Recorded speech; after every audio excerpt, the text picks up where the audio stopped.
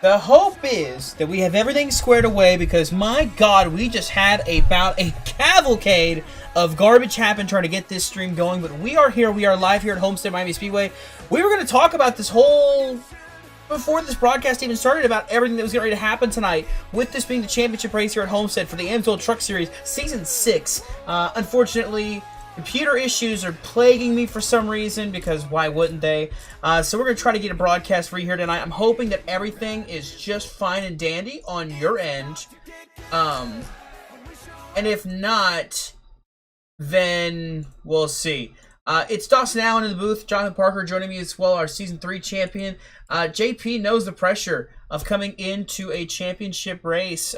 Just he doesn't know about having to contend for a championship because he locked his up pretty early on. So I can't even show you the starting lineup because it's that broken right now with everything we've been trying to get through to get to this race, to get this broadcast going and underway. So here we are. All I can tell you is that Steven Maggia was on the pole. You see another championship 4 contender there. Alex Kerfan is outside of row 3 in 6th. 7th place, Michael Walls. Cody McCorkle looks like he's a little bit further back, so he will not be a factor at the very start of this race. So let's get ready to go racing at Homestead Miami Speedway. It is the finale here for Season 6 of the AMSOIL Truck Series. The green flag is going to wave, and we are underway here at the RPS Marketing 200.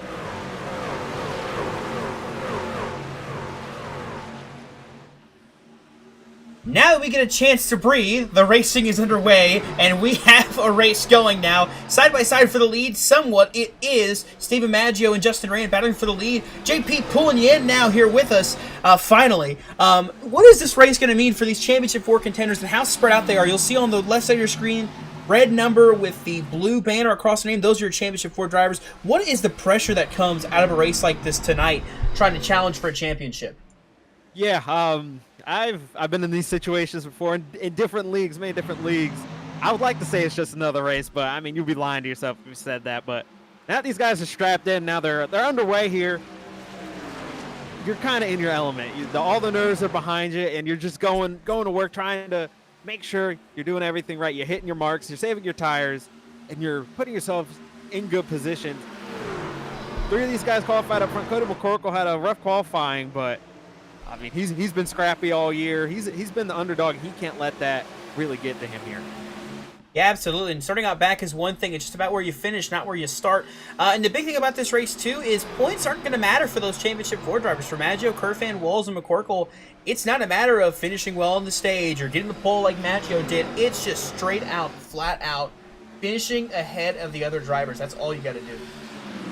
Yeah, and that's going to really shape your strategy because, you know, Stephen Maggio, he'd love to be chasing that win, chasing Justin Duran, but Justin Duran is chasing a win, and that's all he cares about. He doesn't care about these Championship 4, and neither do any of these other guys. So he's going to have to realize he's racing Alex Kerfan, he's racing Michael Walls, and racing Cody McCorkle. So if he's got to pit on a certain lap to make sure he beats Alex Kerfan, that's the lap you got to pit on. You can't really be focusing on the win as much. It sounds crazy, but you're racing Alex Kerfan, but honestly, probably going to have to race for the win if Kerfan's up here all day like he has been all season.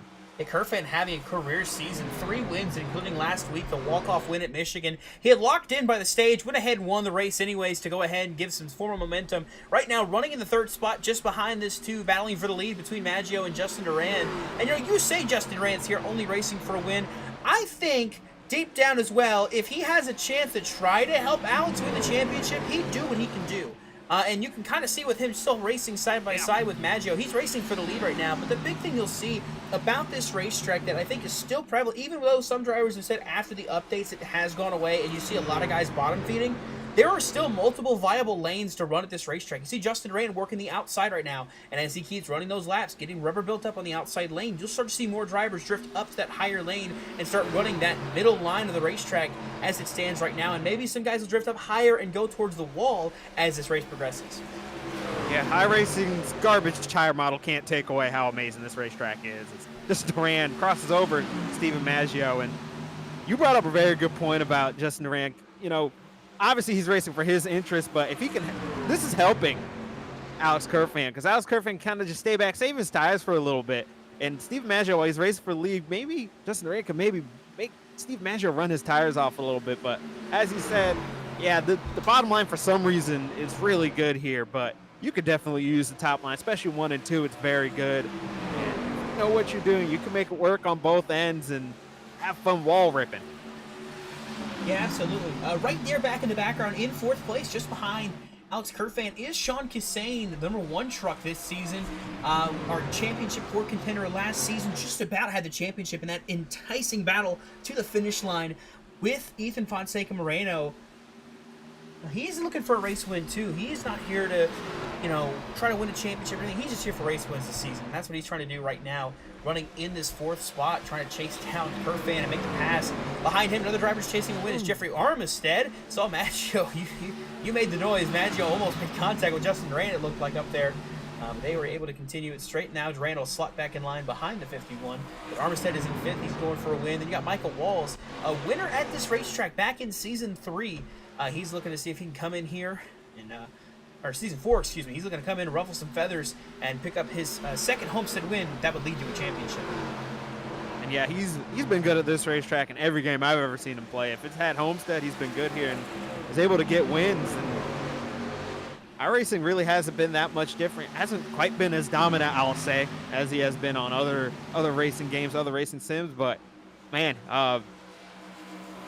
he should feel confident, and if he does what he's done all seasons, he'll be in position to potentially win this championship. On the safety 3 and 4, I saw Alex Kerfan jump to the top side. He's got a big run down the front. Thought about going to the inside of Steven Maggio. This is a battle for the championship lead as they run right now, battling for second place.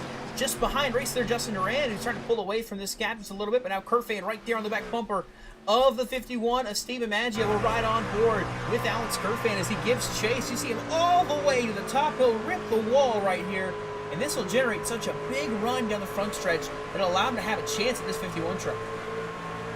Yeah, it is fast. It's just, you got to use it in spurts because it will, just for some reason, it just tears your tires apart. And you should be able to get positioning on Maggio, and he might be able to go for the lead here. Side by side with teammate Justin Duran for the race lead. Duran on the high side, Kerfan down low. Duran will get the run off the corner, and Kerfan might just slot in line behind the 5 truck. Indeed, for now, maybe no. Still there, side by side almost. Now Duran clears. Kerfan slots into second now as the championship leader of the group. Further back in the field, we mentioned it, he was kind of a little bit further back in qualifying and still further back in this field right now. Cody McCorkle in 15th place right now. The way he made it in, I was so mad when I saw this after the race, how he made it into this championship 4. It's a game of inches. The 1 point that he got was what he needed because tiebreakers are based on win counts through the season. So he would have lost that to Michael Kruger, who has a win on the season. McCorkle passed a truck coming to the line that ran out of gas for one extra spot, and that one extra spot was the 1 point that put the 2 truck in this championship 4 over Michael Kruger. Yeah, you can't script it any better than that. We've had a couple of those for coming to the championship 4 where it came down to fuel strategy or fuel mistakes. And, you know, he worked so hard to get here this season, and I know he's not running quite where he wants to right now, but I'm sure he'll figure it out. The thing about Cody McCorkle, it always seems like the longer the race goes and the longer runs, he's able to benefit from it, and he improves on it that way. Battles for the race lead. Kerfan on the high side. Justin Duran on the low side now. Is Kerfan looking to get the run off of corner exit and clear? Indeed, he does. Justin Duran slides up behind, and now it's Alex Kerfan taking control of this race. See Steven Maggio back in 3rd place right there on the back bumper of the 5 truck of Justin Duran here on the inside lane. Yeah, now that Kerfan's got clean air, that'll be easier on his truck. That'll be easier on his tires. Your tires don't have to work as hard when they have all that air, maximum downforce on the truck. So he's in the optimal position right now to really put control on this race and put the other 3 championship 4 contenders kind of in a bind. Big thing is here, like we mentioned, the stage points don't matter for Kerfan, Maggio, and Michael Walls. It's all about the end of this race. So just running out front, leading laps, just trying to feel comfortable with this truck is a big thing. So we'll see what happens. But, you know, a big thing as well that comes out of it. With the stage caution will come pit stops, will come having to come down pit road, and very much can impact how you come down pit lane, what position you're in. If you're first, if you're coming in 3rd, if you're coming in 5th. It's a big change-up, and it can really alter how the race can play out from there because you can get swarmed in the hornet's nest. You can get, you know, wrapped up into all that, and suddenly you're not racing for championship anymore. You're sitting on the sidelines. Yeah, you got to be perfect today. No mistakes today. You can't make any silly mistakes.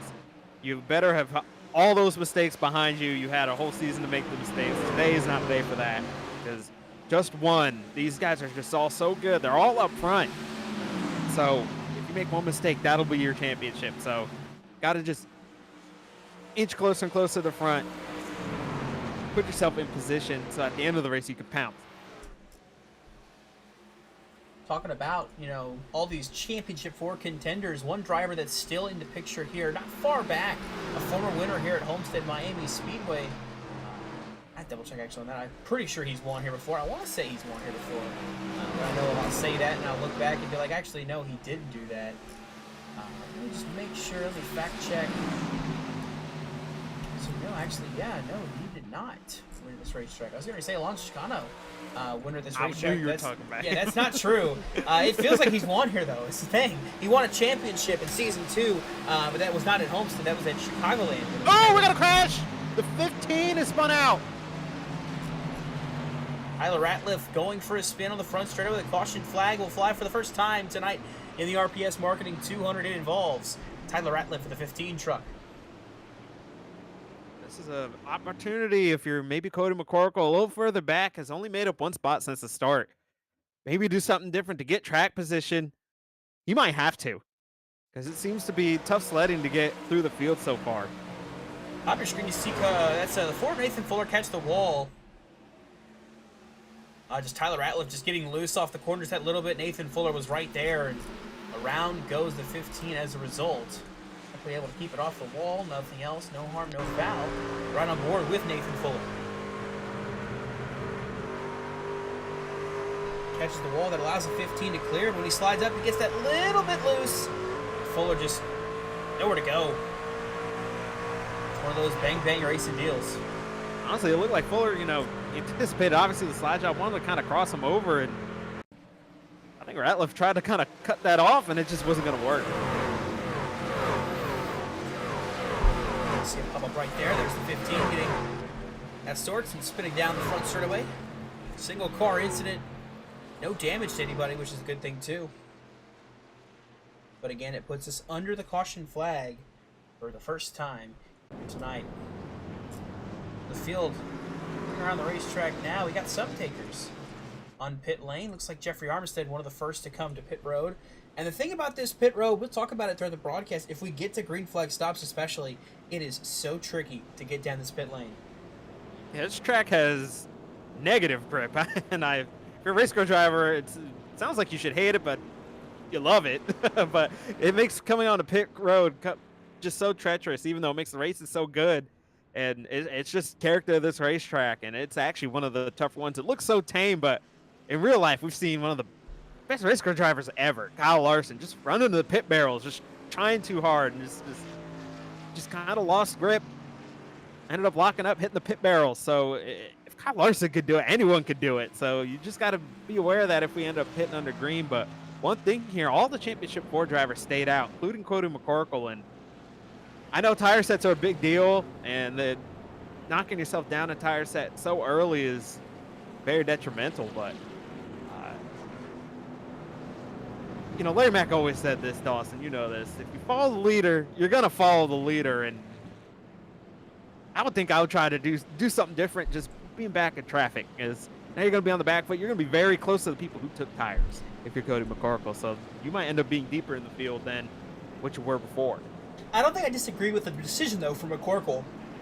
And here's tire why. sets, yeah. Tire sets is the one thing, but the second thing about it, too, is right now, looking at where they all came off of pit road, Cameron Coble will be the first off pit lane on new tires in 16th place, so it would have not been a gain, at least from the pit stops. We're looking at maybe 10 laps to go when we get back to racing in this stage. McCorkle doesn't need to waste a set of tires trying to fly through the field for the stage, because I'm thinking some of these guys might not pit at the stage caution as well. They might stay on these tires. Not to mention, too, looks like Brett Bennett and Tyler Ratliff either didn't take 4 tires and just took 2, or they might have taken just fuel only. So I don't think some of these guys are going to want to take another set of tires at the stage break that's coming in about maybe 11 or 12 laps after the restart. So that's the decision I think that was made, is Cody wants to just try to take the track position he can right now to set himself up for when they make pit stops to go after it then. So I think it's not a bad call by this 2 team to stay out with everybody else. It's not. It's definitely a gamble to take tires here, which, in my humble opinion, we shouldn't have so few tire sets for where it is a gamble, but it definitely is because of the tire sets we have, and it's been that way all season, so it's nothing really to complain about. It's just, that gamble going in, and it definitely is a gamble. If we get a rash of cautions in that second stage and you took a tire set, you're going to put yourself down later in the race. So it is definitely a gamble. I was just thinking that's a good way to get track position now and kind of hope. Homestead usually ends up going pretty green. That's why I say, honestly, if I was in this position, I probably would have taken those tires, but it's not a dumb thing to take no tires here, if that makes sense. It's a decision that has to be made with the hope that this race plays out the way it should. And that's kind of what McCorkle is aiming for. He's hoping that it just goes a nice, clean race all the way to the end. So just kind of look and see. I'm going to do some research here and just make sure that I'm going to have this right. We talked about, you mentioned it, it's not really a caution fest. Season 4 had 10 cautions in the race, but Season 5 only 3, including the stage breaks. So, statistically, it's not really a very hectic race. Season 4 was an abnormality. Season 2 had 5 cautions. There was only the 1 caution in Season 1, 3 cautions in Season 3, and then 3 in Season 5 as well. So very likely we could see a clean race, you know, after the stage caution. Or we could see maybe 1 caution come out in that time. We'll have to just wait and see. But the pace truck's going to dive off. It's going to be lap 24. It'll be 11 laps to go in the stage. Alex Kerfan, Justin Durand lead the field back to green.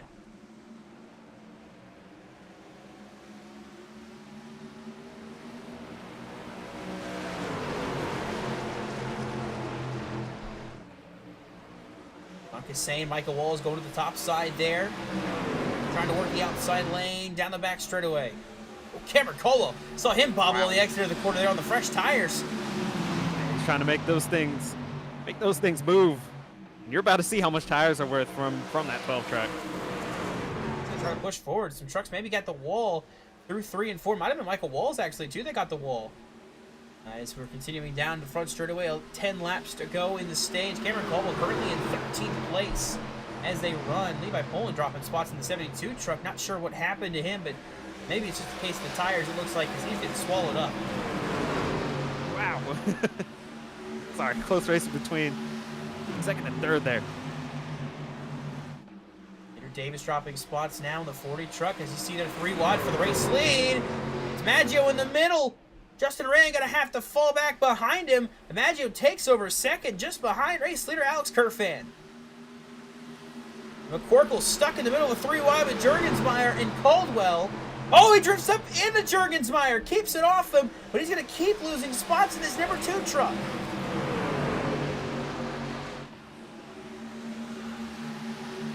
Don't want to be in those positions. That's one thing. Is when you're on defense on older tires, it's just so easy to get put in these positions.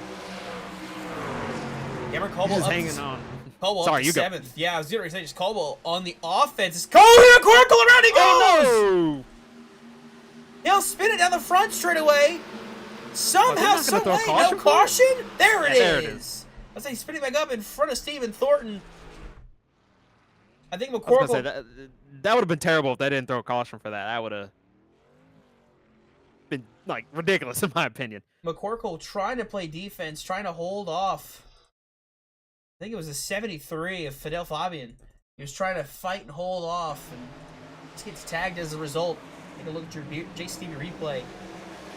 Abenzel on fresh tires to the inside. Fidel Fabian has to run on the outside. McCorkle, I think, didn't realize he had the run. Was trying to just pull in front of him and sit around. He'll go for a spin. Yeah, that's not on Fidel Fabian. I'm gonna put that one on Cody McCorkle. He even had the run, and you know he's free to race. He's kind of there the whole time. Just Cody McCorkle just kind of misjudged it. It was just close racing. He's got a little bit of rear end damage that he should be able to repair. At this point, you got to wait to take your tires until the stage. Well, I mean, you know, if his best decision right now is probably going to be pitting now, if he's got any damage repaired, get it repaired, get tires on that truck, and then just ride for the end of the stage. Yeah, he could do that too. You're right. If that is the stage caution, that's the thing. It shouldn't be. I don't think it will be.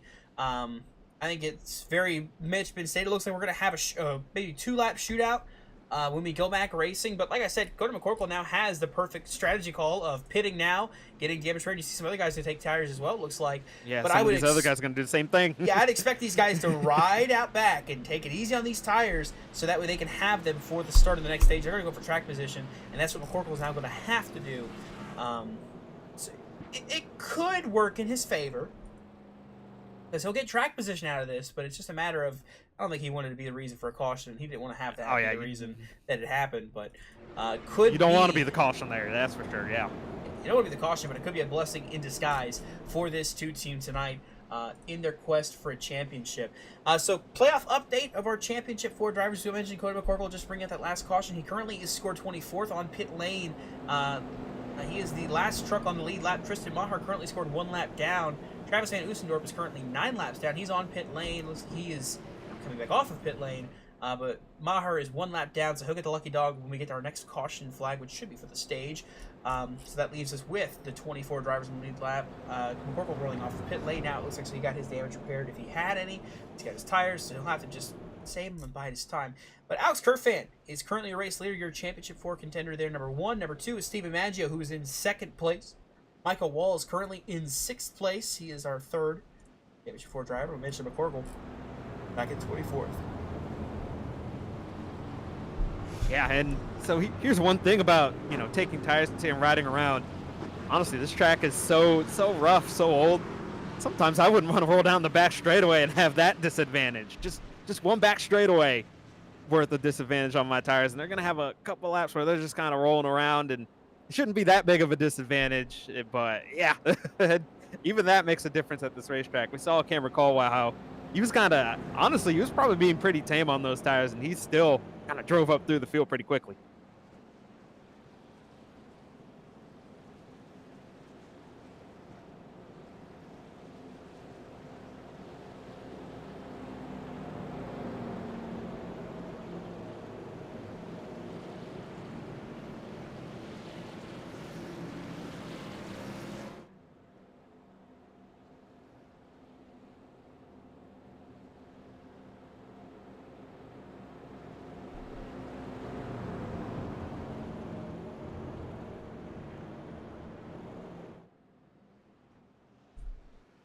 So should be choosing this time, and if that's the case, looks like we'll restart with maybe lap 32, which will be about 3 laps to go in the stage. So 3 laps that we'll see maybe those guys out back kind of ride around and bide their time.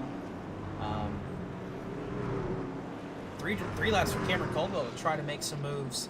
Let's see what he can do. See Cody McCorkle in the back on the top of your screen coming back down pit lane, likely going to top off on fuel here. Right there, 46, I guess, serving a penalty from pit road, and then the 3 of Tristan Maher dropping back for being a lap down truck. That's what it appears to be. See McCorkle coming to his pit stall right now, likely just topping off on fuel as things stand, and maybe getting one last little bit of damage repaired, but he's rolling it away. This field heads down the back straightaway. Ready to go back racing. 2 laps to go here for the final stage of season number 6 of the AMSOIL Truck Series.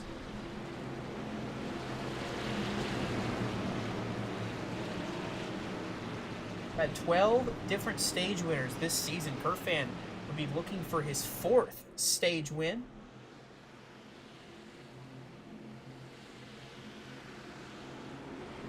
Maggio looks like we'll be looking for his 4th as well. Justin Rand looks like he has won 1 this season at Kentucky earlier this year. Sean Kissane has yet to win a stage this season, same with the 11 of Hunter Peach. Pace truck is off. 3-lap shootout here in the stage. The green flag is back in the air.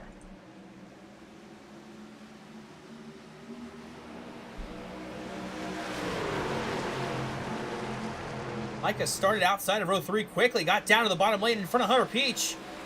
Side by side with Sean Kissane now for 4th as they go side by side for the 2nd place spot between Durand and Maggio. Ran tight on Maggio, trying to side draft, trying to help his teammate a little bit and help himself get a spot. Maggio up against the wall, side by side, maybe no. Durand to pull up, Maggio crossing him over. 2 laps to go in the stage. Michael Wall's out of sorts. Chicano keeps off of him. Micah tried to do everything he can to keep in the hunt. Chicano might have caught the wall there through 1 and 2. Kerfan clear out in front for now as the battle is for 2nd between Maggio and Durand. Michael Walls got Hunter Peach and now Cameron Caldwell top of 3 wide entering turn 3 for Michael Walls.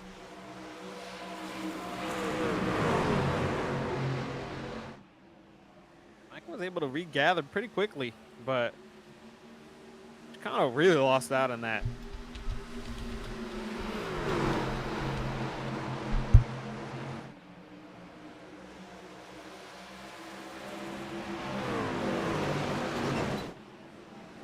Oh, truck in the wall in the background. Was that Gabe Cazzola? Maybe It might got have hit been. big time. He is down on the apron. No caution yet. We're heading for the start-finish line this time by Michael Walls. It looks like might have been involved too. Micah's got big damage. Big damage to Michael Walls. Out of turn 4, the stage win's going to go to Alex Kerfan, but more importantly, out back, heavy damage to one of our championship contenders. Michael Walls has got a lot of damage on the left side of that truck, the right front as well. His night might be over. Yeah, that's not. I have to go back and look at what even happened.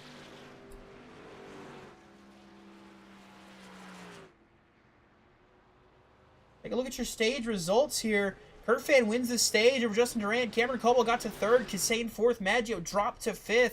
There's Justin Roch, David Durant, Alonso Chicano, Rivers Jones, and Fidel Fabian. Your top 10. Micah, I think, just towed to his stall. He might be done. Yeah, I think that's it for him.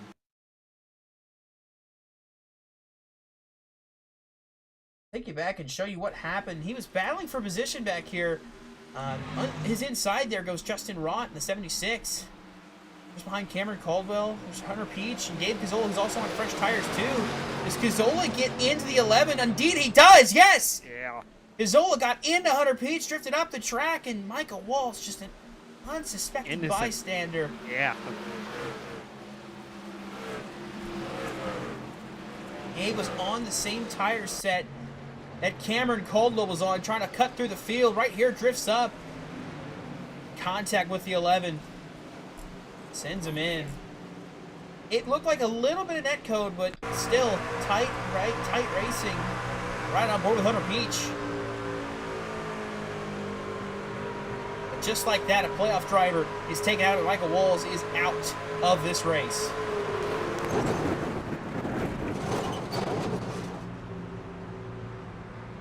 Wow.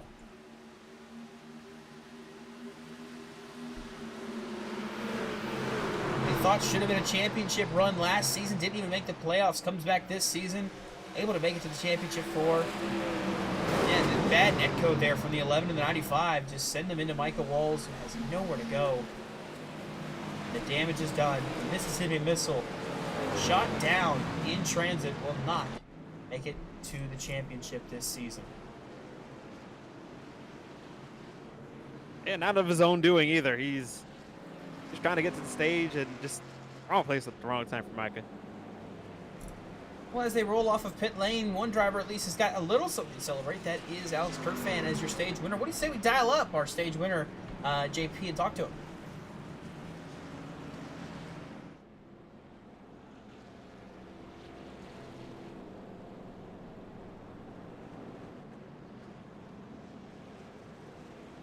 Got a hold of our stage winner, Alex Kurtfan. JP, up in the booth. You got a copy? Yes, I do. Yeah, that's exactly what you wanted to do. Kind of get out front, lead all those laps, win the stage, and that puts you in position to go out there and get the big one. Walk me through how you're going to get that done here in the second stage. Yeah, just I feel like I preach it every race, but just need to keep the tires under me and manage the rest of the race, not get in my own head, not let don't let anyone else's race affect mine, and just to run my own thing, and whatever happens, happens. If I'm going to be in control of my own destiny, I just need to keep a cool head. Yeah, you're going to be back in traffic here now a little bit with some guys who pit just before the stage. You think, what you're going to do to kind of stay calm and keep your truck clean? Yeah, definitely gonna have to be patient behind them, especially letting the tires warm up. Gonna have cold tires again, but yeah, just be patient and wait for the inside. I feel like that'll be the opportune moment. Sending it around the outside might be a little too ambitious this early in the run. We'll see though. All right, we'll let you get back to work here, Alex. Good luck the rest of the race. Thank you. That was stage winner, championship 4 contender, Alex Kurtfan. Here we're at the choose. Yeah, and it's going to come down to it, but I mean, talk about getting hot when it matters most. Last 3 races, that 30 truck won the stage. He won last week in Michigan too, so tonight, he finished second at Richmond, so I mean, like, stage win second, stage win, and then stage win tonight. Could that mean a race win and a championship possibly for that 30 truck? We'll have to see in due time. We got just under 100 laps to go. Now you see how things shake out with the drivers that stayed out because they pit on that caution before the stage break. Jonathan Jurgensmeyer, Andrew Davis are your front row. Then Jeffrey Armstead and Cody McCorkle, a championship 4 contender, they're in row number 2. Nathan Fuller and Brett Bennett are in row number 3. Then it's Tyler Watermold and Justin Duran, Alex Kurtfan, Sean Kassane round out your top 10. Steven Maggio lines up just behind Kurtfan. And then, of course, Michael Walls out of this race, wrecked out in 25th place. That is where he will finish tonight. Yeah, with this flip, Cody McCorkle, Clean Air does a lot of good things to your race truck. That's for sure. So I think he's going to like that truck a little bit more now that he's out in the front 2 rows. We'll see what happens. Restart on lap number 40. Give it about 91 laps to go. Jurgensmeyer, Davis lead the field back to racing.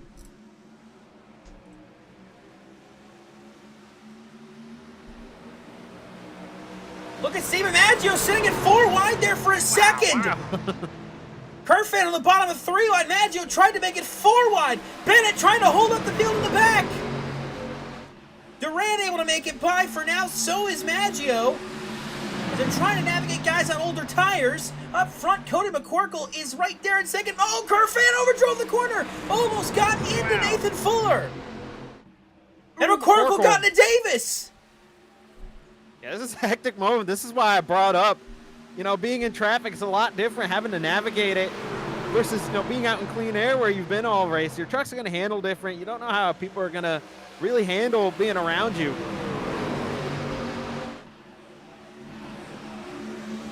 3 wide further back, David Duran, Brett Bennett, and Justin Rott. But up here, battle for what will be the championship lead is a battle for 3rd.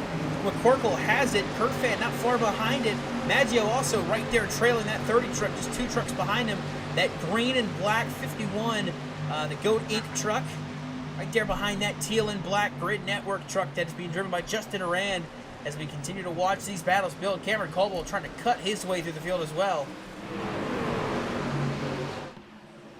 McCorkle has been trying to hold this hard as he can right now. He's got Nathan Fuller behind him, who was holding up Kerfan for a little bit, but Kerfan going to try to power by this Ford truck now on the bottom lane. Everything up a little bit again. Fuller going to have a run on the outside. This is going to hold up this 30 truck, and that's going to help. Oh, that's going to help Cody McCorkle. Andrew Davis in the wall in the background. It slows up Sean Kissane, stacks the field up. And a pass for the lead happening. How about Jeffrey Armistead going for the top spot? Yeah, honestly, this is a really good trap for Jeffrey Armistead. He's very good at saving tires and just letting the race come to him. This is a perfect racetrack for him. Side by side, Jonathan Jurgensmeyer eliminated last week from the championship contention. He is trying to just fight for another race win this season. Side by side they go down the front stretch. Cody McCorkle right behind him in 3rd. You see Alex Kerfan trying to work to the inside of, looks like Nathan Fuller, but now it's Justin Rand who's outside, and he's got Steve Maggio coming hot on his trails. And Cody McCorkle's got good pace right now. He's out in this cleaner air now, and he is able to keep very good pace with the leaders, and we know how efficient he is at saving tires, so don't count him out just because he was back there early. It looked like he was struggling because he's doing a good job right now.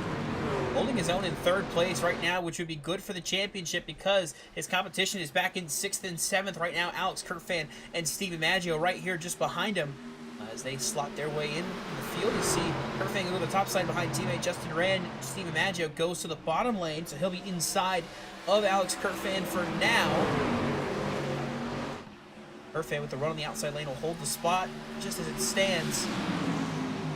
Justin Rand, ooh, he over to the corner maybe a little bit, following Nathan Fuller. Kerfan will go to the bottom, trying to get around this 5 truck.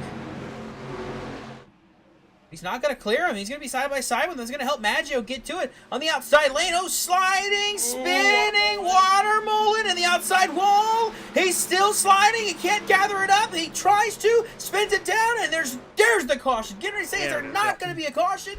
There it is. He fought that truck for all he had. Just lost it at the end there.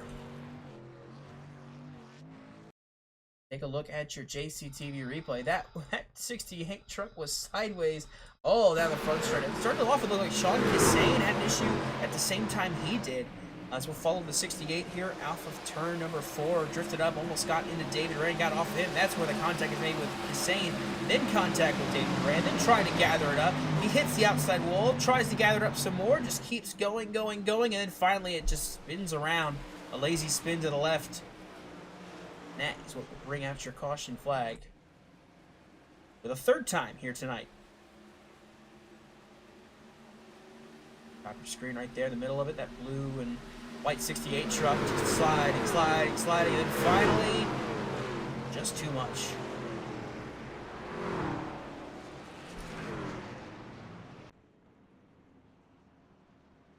So as things stand, Jeffrey Armistead is your race leader. Jonathan Jurgensmeyer in second. Cody McCorkle first. The Championship 4 drivers is in third. And some split decisions. Some very split decisions. It looks like some guys maybe wanted to come down pit road. Some didn't. I think Jurgensmeyer comes down pit road on accident, maybe. I don't know. I don't think it's intentional. But he's on pit lane. Everybody else stays out. Yeah, this is another one of those situations. Not when the cautions fall, I'll tell you which strategy's right.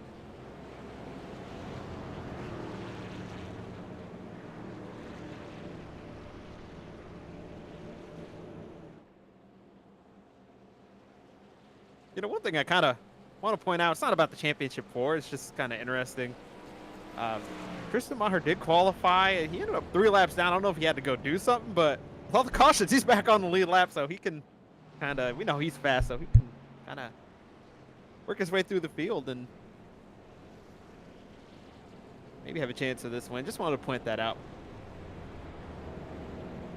Yeah, he's still in contention too, so keep your eyes on that. It's just weird to get 3 lucky dogs, and now here he is. Back on lead lap, and his truck's fine. I didn't get to mention it earlier in the race. We talked about, started talking about it when we had the accident. You know, drivers that have had, you know, winning streaks throughout this series. The longest active streak right now goes all the way back to season 1. That is Alonso Chicano in the 25 truck. He hasn't won this season. He has not won since back at Texas to open up the first round of the playoffs last season. So he's looking to see about, you know, winning one more race to keep this streak extended. It's kind of like the Kyle Busch of our league. You know, he's had it since he started. He's just looking to see if he can continue it tonight. Running 9th place right now. He's been in the top 10 the majority of this race. Just hasn't had the pace yet to get up there and lead.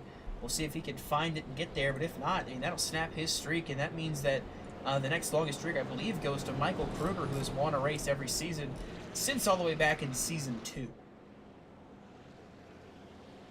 Yeah, it's so weird to see him not have a win. It was just kind of always a given on everyone. You know, he's going to be one of the contenders. He's just having one of those years.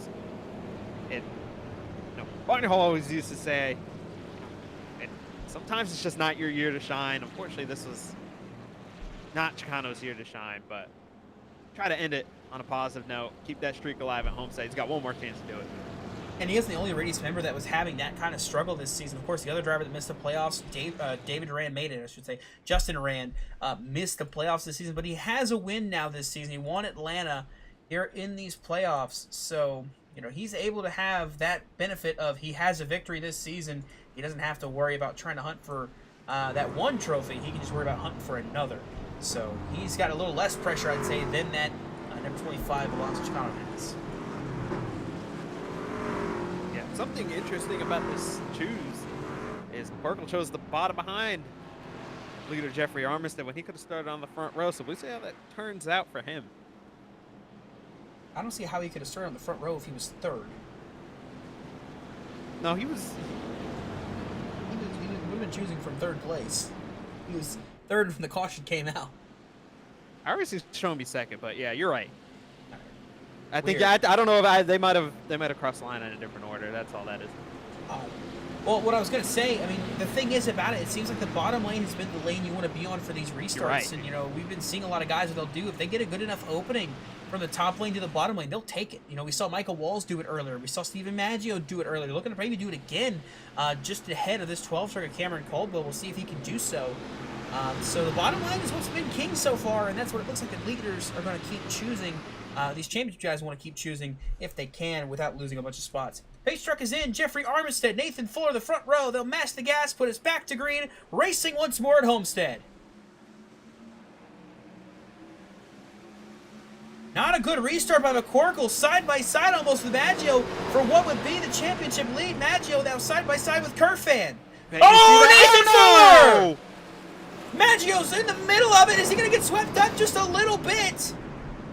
But he was able to stop and make slight contact with Durand. It shouldn't be too much damage, but loses all that track position. And that's the killer, is the track position loss. I don't know. Kerfan and McCorkle able to make it through, but Steve Maggio, another championship contender, swept up in an accident. We'll take a look at your JCTV replay to show you what all transpired. That all starts from the restart. That all comes from the bad restart in the outside lane by the Ford truck of Nathan Fuller, and it's just a big stack up as is the process.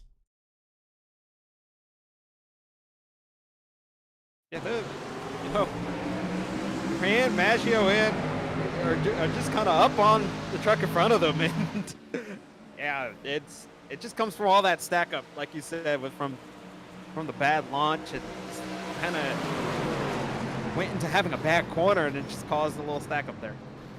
See, Sean Kassang gets a piece of it there, but the big one we mentioned, Steven Maggio, was in it. He does have some left front damage to that truck. With the color scheme, it was kind of hard to tell, but he does have a little bit of left front damage, so he's going to have to come and fix that. Mile and a half and bigger. Very important for aerodynamics, and so you're going to want to get that fixed.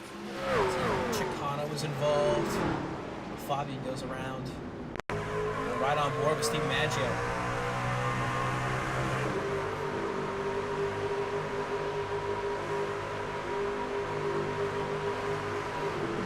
It's like the Ford truck kind of drifted up that little bit, and Duran just doesn't lift off. Then just gets into the left rear, and round goes Nathan Fuller. Right on from the back of Nathan Fuller.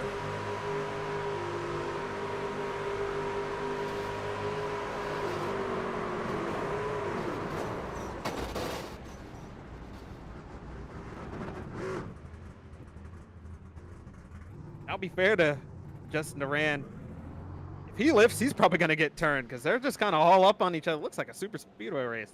Yeah, he had no chance to miss it, pretty much. That's the thing. Justin was in it, whether he was the one starting it or the one that was getting spun. So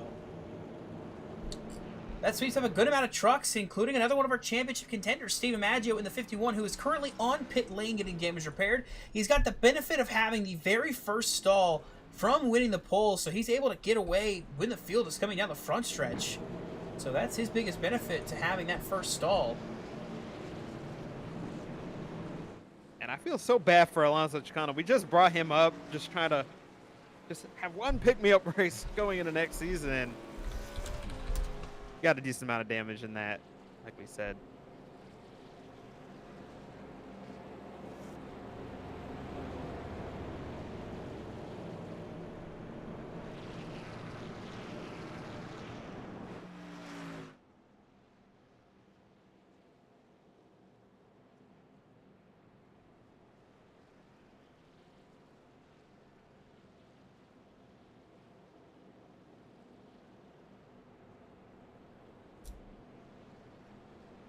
We should be choosing this next time by.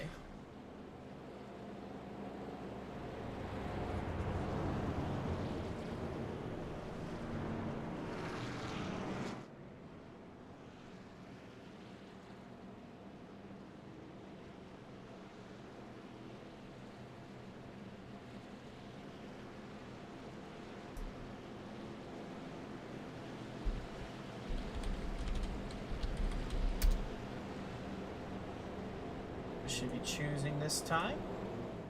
Indeed we are. Now Cody McCorkle and Alex Kerfan both going to go to the outside lane. There's the 51 of Steven Maggio. He's mired way back in traffic coming to the choose. He comes in 14th at the choose. So not super far back, but it's still a long way from the front. Yeah, this looks like this race is going more the season.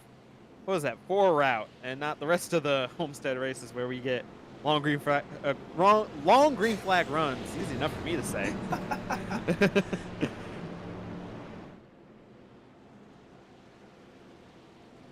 It's your championship forward. They're all in the outside lane. Cody McCorkle outside of row 1 to the race leader Jeffrey Armstead. Outside of row number 2, it's Alex Kerfan in the third dominant truck this season. 3 wins, including last week's win at Michigan and the stage win earlier tonight. Steven Maggio, the other championship 4 contender that's still running. He's a little bit further back in traffic. He's 7th on the outside lane. He'll be restarting 14th when we go back racing here. But Armistead is still looking for a race win. So is David Duran, who's right there in third. How about Ryan Bogey up there in fifth? Tristan Maher now is sixth through all of this. So a lot of different drivers in the mix for this race. The pace truck is off. The green flag is back in the air. Armistead back to the green. Watch that 51 in the back to try to make some aggressive moves. He quickly got to the bottom lane, and he's going to see if he can try to make some forward momentum with that truck side by side for second. It's David Duran and Cody McCorkle. McCorkle, not the greatest of launches, but he's got that outside line, and now that's past turn one. The outside line should be a little bit better.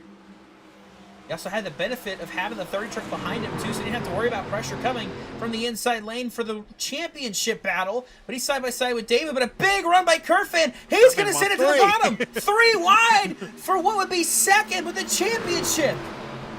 Kerfan the bottom, McCorkle up top, David Duran just racing for position in the middle. Kerfan clears. McCorkle's not going to get a chance to go to the inside, so he'll shove the 30 truck down the back. But Kerfan takes second, and what will be the championship lead. Yeah, Kerfan did a great job of being aggressive but patient coming through the field. Was able to just miss that wreck, and now he's looking to take control of the whole race. To the inside of the 20 of Jeffrey Armistead for the race lead goes Alex Kerfan.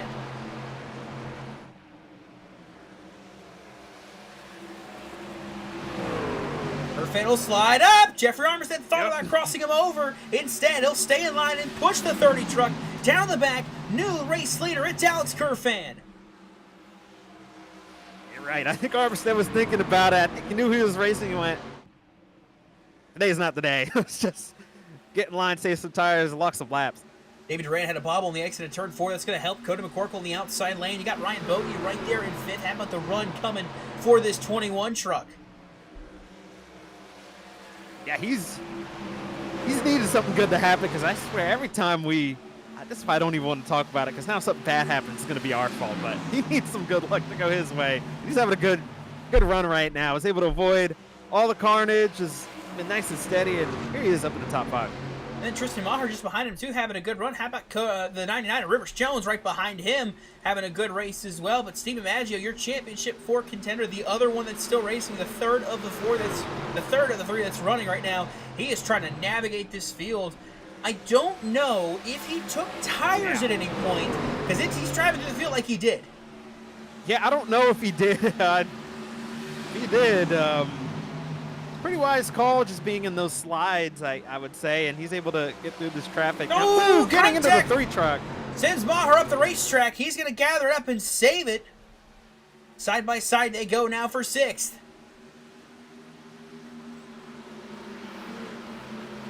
Yeah, we were just talking about Tristan Maher being laps down, and here he is up inside the top 10, but we'll lose that spot to Steve Maggio. Right there, still with the 51. Battle is on for second, for split second it was. Jeffrey Armistead battling with David Duran, who's running the outside lane, as Jeffrey Armistead going to the bottom lane. Momentum that David will carry down the front stretch. Can he make the move? Stick? Not quite. Stay in line behind this 20 truck, who now takes the top side. Right on board with David Duran. Good to see both these lanes working. Yeah, we're talking. It's a concern that, since these updates, it's been a little more bottom heavy, but drivers have been able to use the top to defend, top to attack, whatever line they want to. Top, bottom, middle. It's looking a lot like the real Homestead. Armistead tried the bottom lane there. Kerfan took the top, and he's going to hold on to the lead for now, but Armistead giving good pressure on your race leader. And now he'll go to the top as Kerfan goes to the bottom through 1 and 2. David Duran trying the middle lane, and Cody McCorkle down on the bottom with Ryan Bogey right behind him.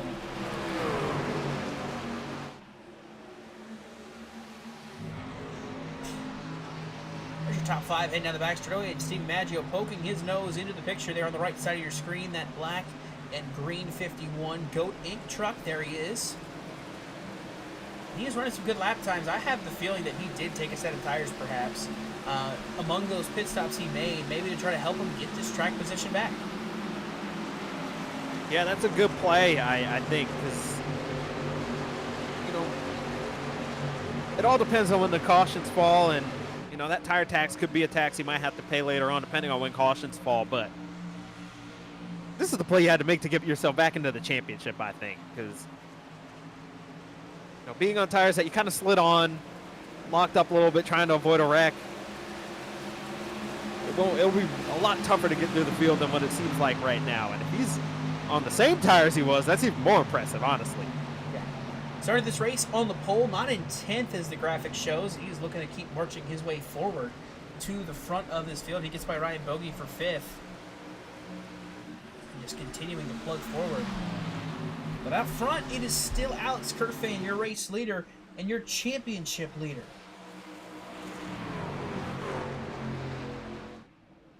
Jeffrey Armistead running in 2nd, still looking for his first career AMSOIL Truck Series victory, which just still seems so weird to have to say because he is so good. But he's very limited in his starts, is the thing. He has not run as many starts as a lot of these other drivers have, so it's kind of a reason, he's not really getting up there. That's true, but he's a very solid driver and one of the most respectable drivers to race around.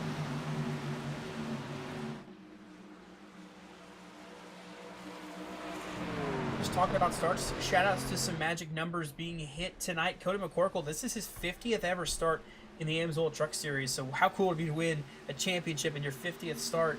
Tyler Watermole making his 75th start here tonight. It's another driver making a big milestone start.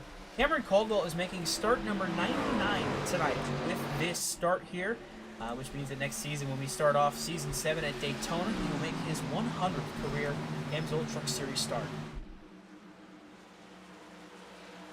Side by side for 3rd now. Here comes Maggio to the inside of David Durand. He's cutting through this field, making very quick work of people too. He's working very well. That truck's working well right now.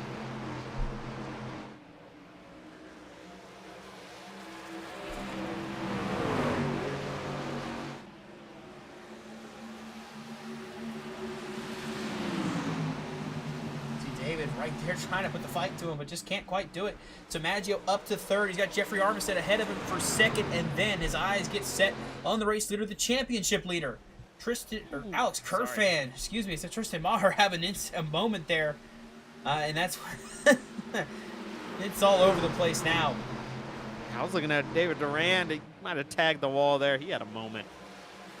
Somebody else is climbing through this field right now. 2 other drivers are climbing through this field along with Steven Maggio back in 7th and 8th. How about Brent Bennett? And then if he reappears and stays here, Jonathan Jurgens behind the 00. Oh, we got a caution, so throw all that away. Oh, it's Justin Rand. Tyler Ratliff is slow too. Not sure if he was involved, but Justin Rand, heavy damage on that 5 truck. Well, that's been about his season, hasn't it? He's at least got the win, but I think he'd rather have a championship contending season. Take a look at the Jason TV replay to show you what happened coming off the corner. It just shot up the track into Tyler Ratliff. Sends him down to the inside wall. Hard hit for Justin Rand. That is how his season will end tonight.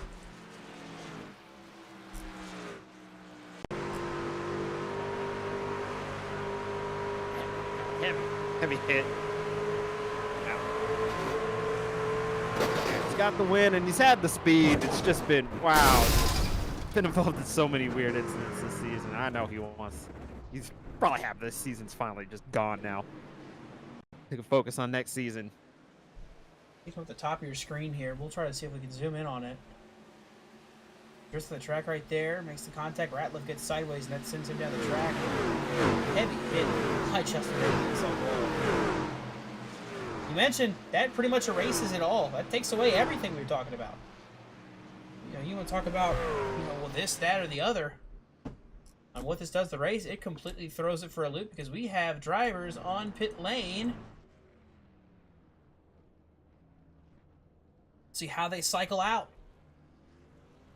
Maggio has the front stall. Will he get the race off pit road 1? Kerfan launches. Here comes Maggio at the line. It looks like it might have been Kerfan just by a nose. Maybe. Alex Kerfan, indeed it is. He stays ahead of Steven Maggio, so he will retain the top spot. Maggio 2nd, David Rand 3rd, Jeffrey Armistead 4th, Ryan Bogey off 5th. did have a few stay out, though, so they'll be in a little bit of traffic. Not much. At least I don't think much. 2 trucks stay out that are on the lead lap. That is the 6 of Brett Bennett, the 46 of Stephen Thornton. For Alonso Chicano, Hunter Peach, they were hoping to get one of their laps back. Alonso would get back on the lead lap with a wave around. Hunter Peach would have gotten to 1 lap down with it. But instead, Brett Bennett staying out kind of cost him. And then now Stephen Thornton coming down pit lane. So Brett Bennett stays out. Oh, boy. Yeah, oh boy.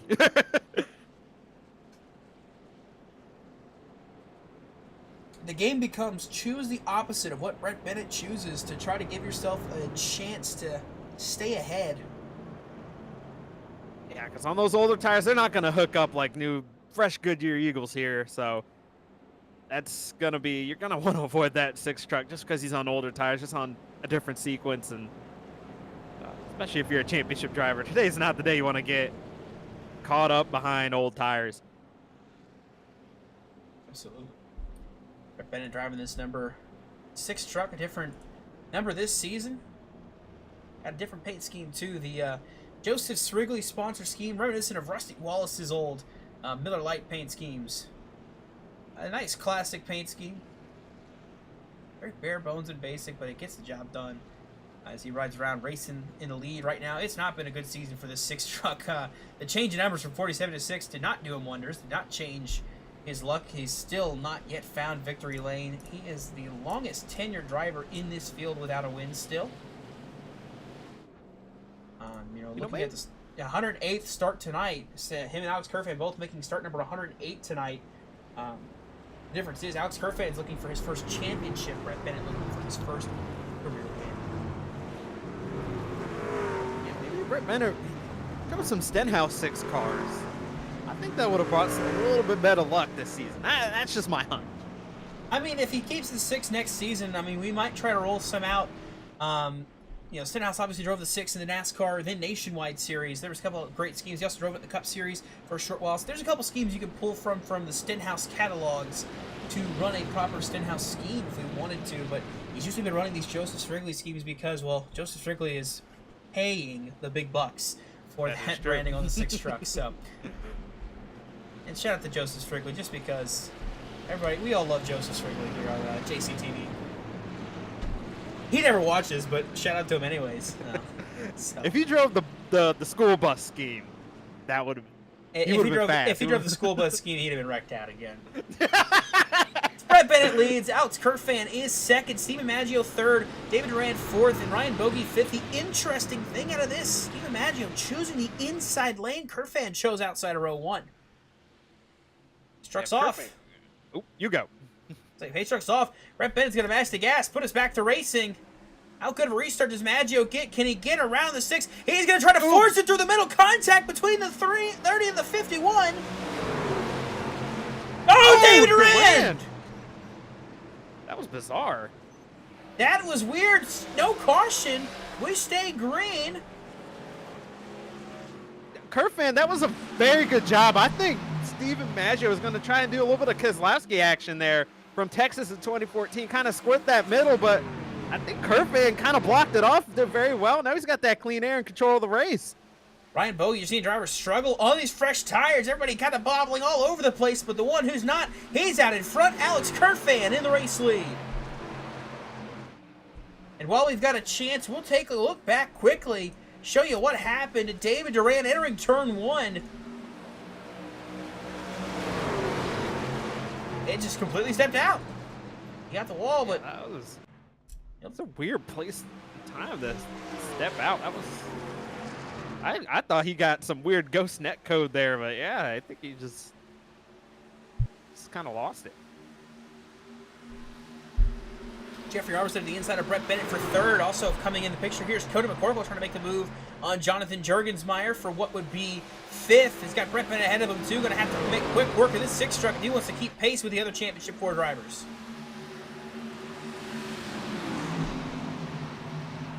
Robertson and Jurgensmeyer both clear Brett Bennett for third and fourth respectively. Out front, Alex Kerfan leads. Oh, is that Rivers-Jones sliding in the back, but also too, McCorkle had an issue with Brett sliding, so he has to go to the outside. He gets by him at least, so he finds his way to 5th. Words are hard. Tristan Maher now side by side with Brett Bennett for the 7th place spot. He'll get by him and clear. Now Bennett tries to pull up in front of Caldwell, who quickly crosses him over to the bottom lane, goes to 12th for 8th place. So Brett continuing to drop back. I think he's just hoping for a late caution to use that extra set of tires. He's trying to do something different. Give himself a leg up and just give himself a little bit of advantage later on if things do fall that way.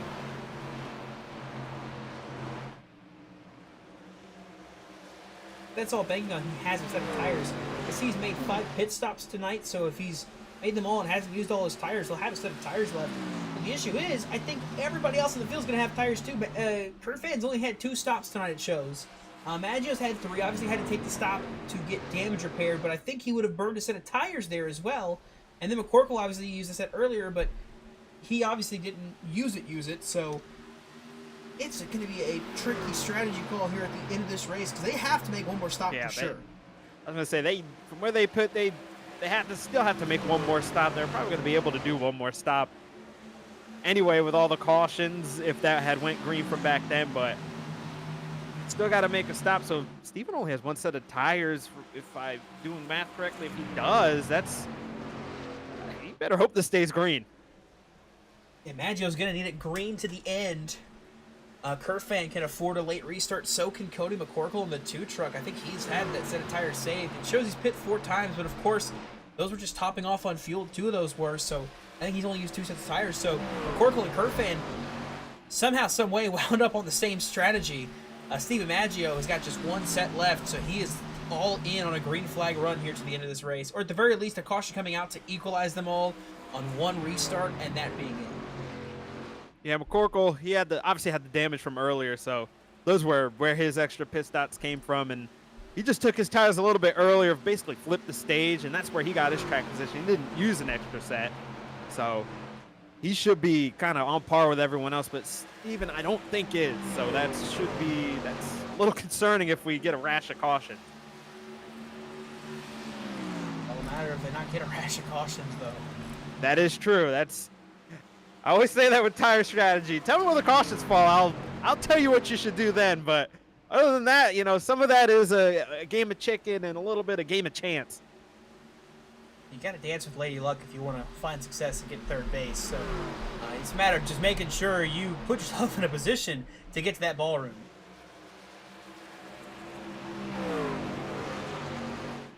I'll say these guys have seemed to calm down a little bit as I saw Cameron Cole catch the ball a little bit. I was about to say, as soon as you said, calm down, I saw the 12 truck hit squarely on the exit of turn 2. So they're settling in for now, spacing out a little bit. We got a battle for 9th happening between Fidel Fabian and Andrew Davis. This is a fun battle here for a top 10 spot to close out the season. Maybe very new to iRacing. Andrew Davis he's a rookie too. He's pretty new to iRacing, so got this experience. Don't leave races when you're a rookie. That's the worst thing you can do. Only way you're gonna get better is if you get those laps, get those reps. Recognize that you're not as fast as all the guys who've been racing. So you got to go out there, get the reps, and do that. Eventually get better. So shout out to these guys for sticking in there.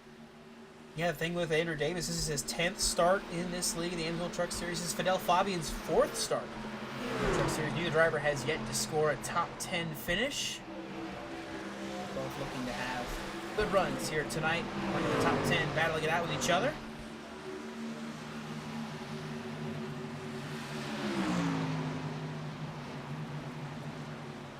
Like, best career finish for Andrew Davis was 18th earlier this season at Kentucky. The best finish for Fidel Fabian is 13th place last week at Michigan.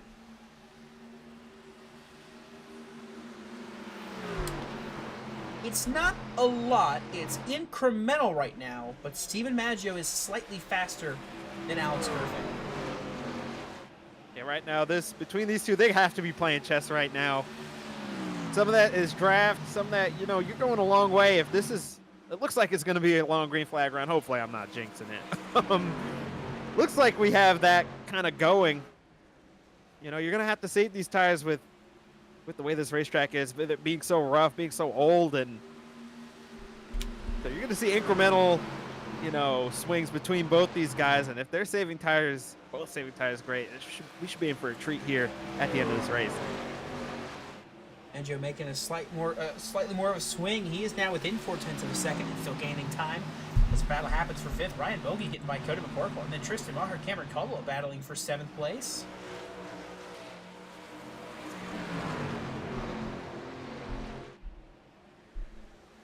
Caldwell looks like he's getting by.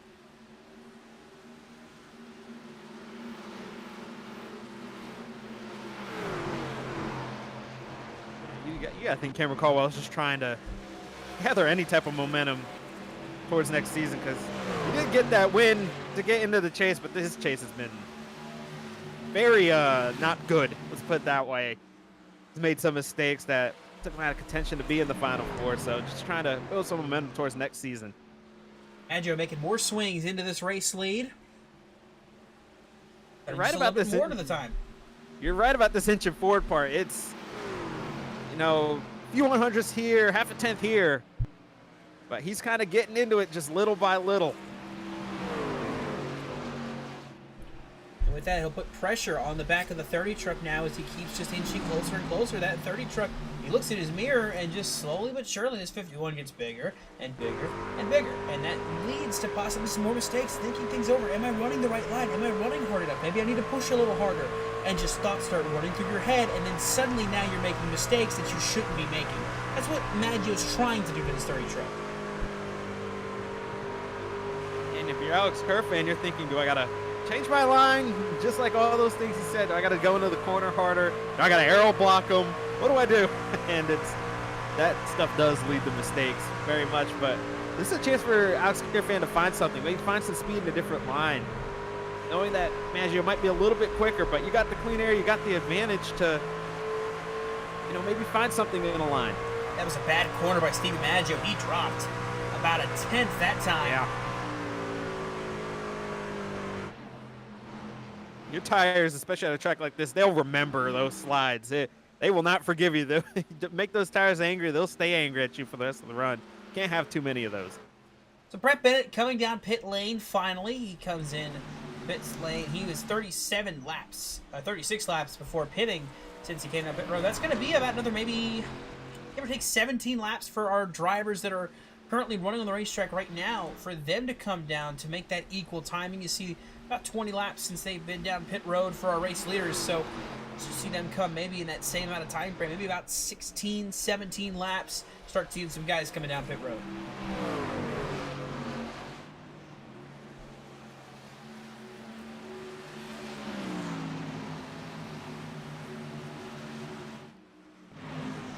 Caldwell, Tristan Maher battling side by side for 6th, just ahead now of Cody McCorkle. They both passed him. Here comes Andrew Davis now putting pressure on this 2 truck, who is just completely just faded through this field right now. He is dropping off quickly. He is Cody McCorkle. Yeah, this run has not treated him well. He's lost some track position, and he just has not had quite enough pace to contend with the top 2 in the championship tonight. He's going to have to take a pretty big swing to kind of get any chance at getting this championship if things stay the way they are. McCorkle, championship 4 driver, made it by 1 point last week over Michael Kruger. It came down to that last lap coming off the final corner. It was maybe, I think the estimate we were given was about 200 feet was the difference between start finish line and that position swapping hands and him picking up a spot to finish. I think it was 7th. That would end up getting him into this championship 4. But right now, running an 8th, it's just, that's not going to be enough unless something happens to our top 2.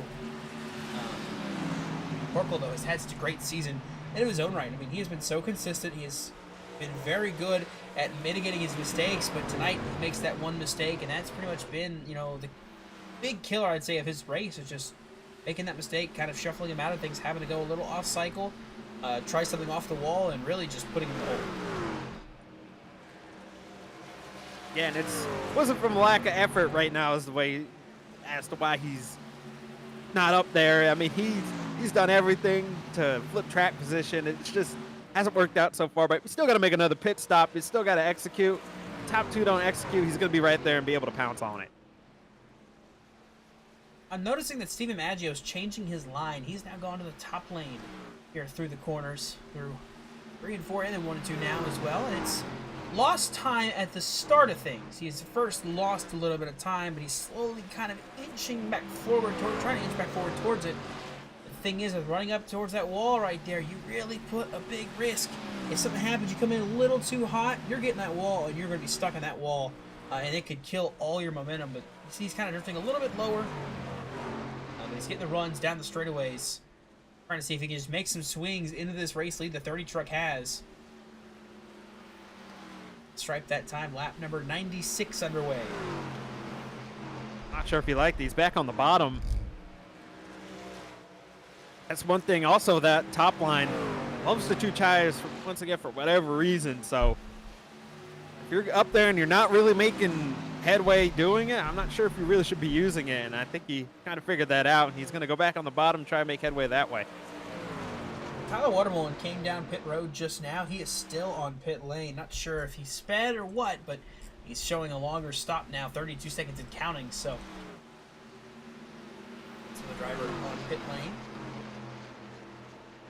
But Maggio has been swinging more and more into it again, chipping away bit by bit, piece by piece.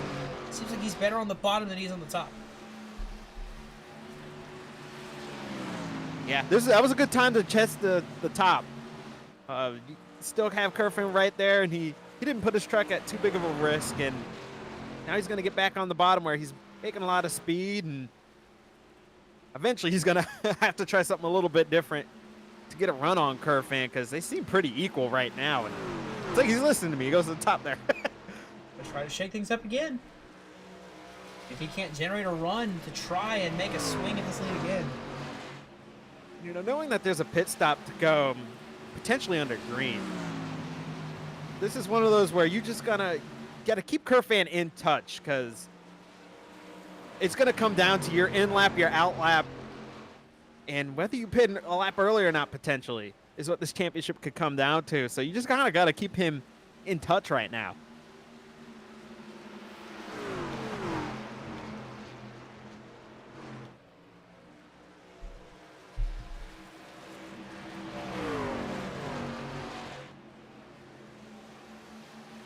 And around next time by, it'll be 35 laps to go here in Season 6 of the AMSOIL Truck Series. 3 drivers still have a chance to win a championship. Alex Kerfan, your race leader.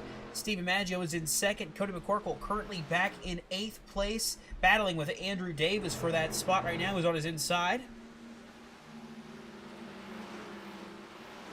Just 35 laps to go this season. 3 drivers in a quest for their first championship. Who comes away victorious? Will it be dominant driver of this season in Alex Kerfan, who has won 3 races en route to this final race, trying to see if he can't finally break that curse that seemed to have hovered over his head and win a championship. Could it be Steven Maggio coming in a rookie season where he has shown 2 wins this season? He has been very fast, very dominant when he's shown up, and looking to see if he can cap it off with a championship. Or can it be Mr. Consistent, Cody McCorkle, walking away victorious with the championship? He sits 8th place right now. He's fighting for his life in the back, but he's still got a fighting chance because he's still running. It ain't over until Fat Lady's singing, and she's not singing yet. A lot could change in 35, 34 laps. Just got to keep your head in the game. Anything can happen on a green flag pit stop cycle. We saw that at Atlanta. How many leaders had trouble getting onto pit road? And this is another track that's hard to get onto pit road, excuse me. So don't leave your couches yet.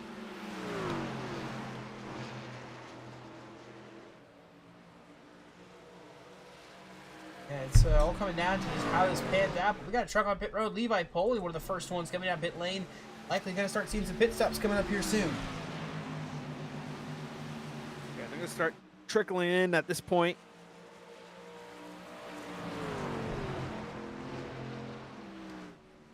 All come down to who decides to pit first. But something I want to mention here, you know, we've been following Kerfan and Maggio. We've just been talking about these two. Jeffrey Homestead in third has been hanging in here with these guys. You look back to 4th place Jonathan Jurgensmeyer, who's about 3.5 seconds back of this group. Armistead has stayed up here with Maggio and Kerfe, and he has not gone away, so it's still a 3-horse race if we keep it green to the end between these 3 trucks.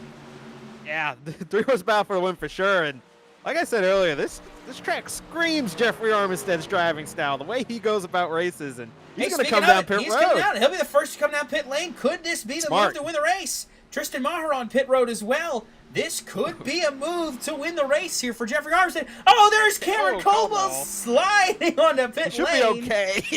Yeah, he should be fine, but that was a tense moment there for Caldwell. But that could be a move.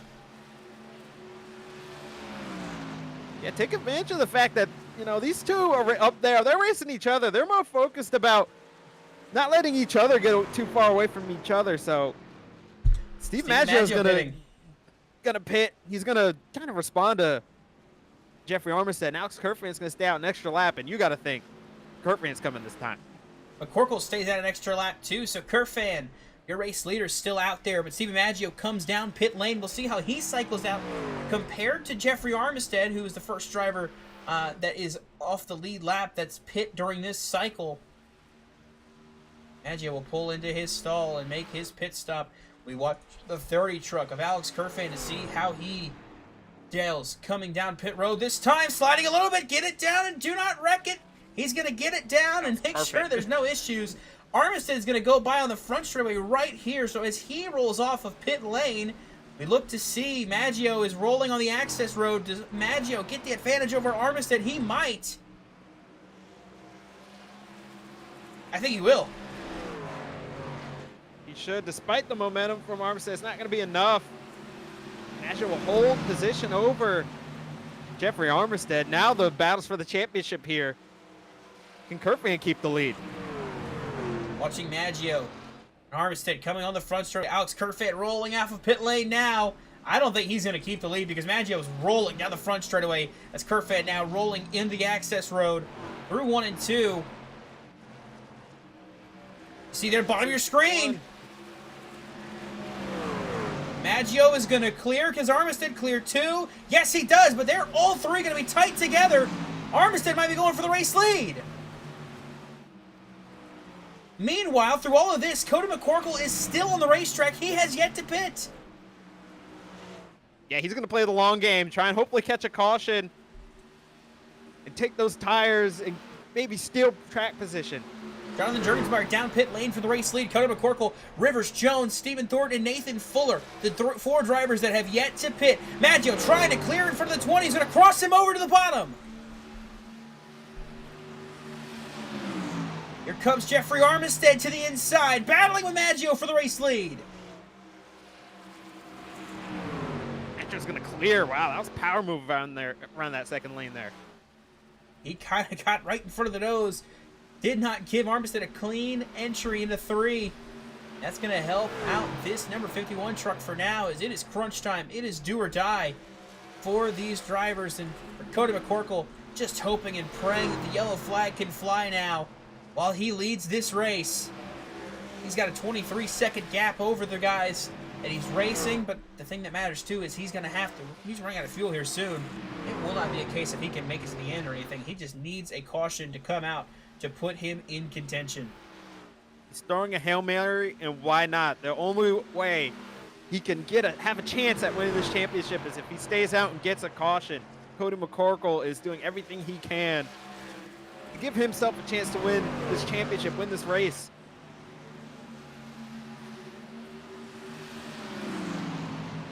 And look who snuck up into this top 3. Now it's top 4. Tristan Maher is just kind of lurking back there. He kind of used that short pit to his advantage. He has everyone kind of right in front of him right now. So he's got a little chance to maybe get a top 3 here. Battle is for what would cycle through to being second between Alex Kerfan and Jeffrey Armistead. Kerfan on the bottom, Armistead on the top side, just trying to catch and keep pace with Steven Maggio. Kerfan got to slide up in front of Armistead. He caught the wall a little bit, but he's able to hold the spot for now. Armistead will stay in line with him. Armistead drops to what will cycle through to being 3rd.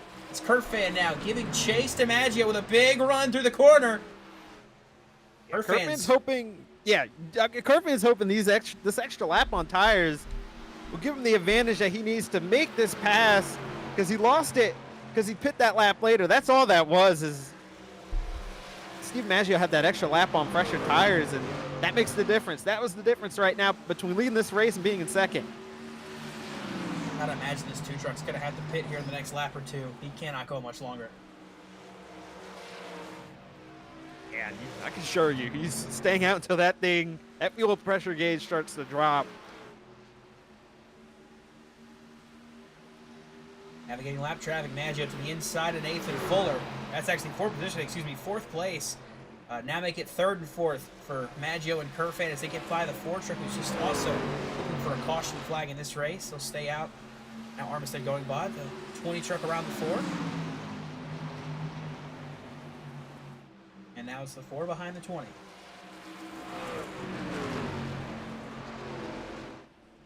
Kerfan is still right on the back bumper of Steven Maggio. It's going to come down to this battle. Kerfan just needs to make sure he doesn't burn his stuff up trying to get by. And it's really easy to burn your tires up in someone's dirty air. So he's got to do whatever it takes to get clean air for the majority of the corner. Potentially get a run. Maggio had a bit of a bobble. Here comes Kerfan to the inside. Alex Kerfan side by side with Steven Maggio. This cycles through to the race lead and what will be the championship lead. Potentially almost made a little bit of contact there. Such tight racing. And McCorkle just hoping, please just wreck each other, why don't you? Kerfan going to go to the top side as Maggio goes back to the bottom. Try to change things up. Maggio sliding up the corner a little bit. Can Kerfan get the run on the back?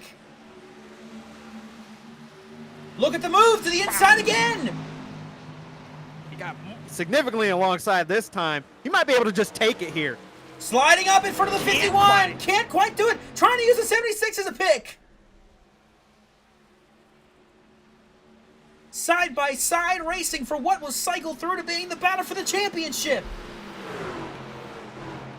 The 46 slow on the apron. He might be out of fuel or trying to save to the end. Kerfan still side by side with Maggio. Two races so hard. This is amazing trait to the end of the season here. Ahead of these two are two different teammates. Justin Rott and Alonso Chicano, teammates of both Kerfan and Maggio. Oh, Maggio's trying to use Rott as a pick. Rott gets out of the way. Rott did not want to be involved in that. Yeah, I know that's your teammate, but that's not the right thing to do. You got to let these guys race it out. I don't think Rott was trying to get in the way. I think what Maggio was trying to do, Maggio was trying to move the 30 truck behind the 76 with all he had. Yeah, it was clever. So, it was clever, and Justin Rott didn't want a part of that, but these two are crossing each other over. And Justin Rott said, do not involve me in this battle. You two duke it out amongst yourselves, and that's what's happening. Maggio going to try to clear in front of Kerfan. He'll clear just barely ahead of Kerfan as they head down the start-finish line this time, making about 18 laps to go in the season.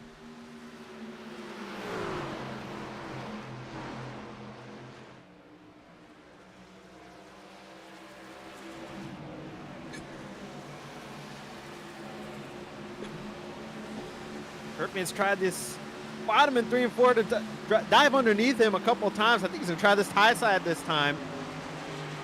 Maggio's right rear couldn't quite make it work there. It'll have a run compared to Maggio, who slides up the corner a little bit more. Not quite just yet. Still there on the back bumper, though. Not losing time, which is the big thing. Kerfan needs to make sure he can take these swings, but not lose time to the 51. And hopefully not lose too much tire doing it. That's the big thing, because if you make the pass and kill your tire, there's still enough time for Maggio to kind of take swings back at you. Kerfan back to the top, Maggio back to the bottom.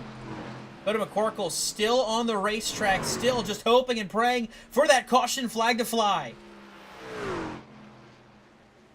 It's amazing that he's been able to stay out this long. He's just hoping and praying that he hits the lottery tonight. 48 laps and counting right now, and the way these two have been racing, it could be his championship contenders that also take each other out. Oh, Kerfan gonna have a run! Maggio trying to block it! Wow. Kerfan back to the inside, giving it everything he's got. Side by side again. Doored him a little bit, maybe. They're tight on each other. Oh, Kerfan with the slide! That could be it. 15 laps to go. Maggio building a gap and now growing ahead of Curfan. Yeah, Curfan didn't quite hit the bottom. I think that was that might have been by design there, just kind of running a little bit half lane up, and that was a very big pinch. They're racing so close. Just got him a little bit loose. Curfan working the top side again, trying to generate a run as Maggio goes back to the bottom. 14 laps to go next time by. Cody McCorkle still on the racetrack. But these two are growing closer. Slow truck on track still. It is Stephen Thornton who's trying to limp his way around. He is still slow. He is still not pit either. He's back to 10th and still holding serve in that spot. Just continue to watch this battle. Curfan slightly slower last time by, but making a big swing into it this time by. Oh, Curfan got the wall. Oh, got the wall a little bit. Amazing, he was able to keep momentum. Yeah, still kept momentum, and he was still faster last time by than just Steven Maggio. So it's not over, but he'll go back to the bottom this time. Only get so many chances to hit that wall, though. Don't. Kind of got away with one there.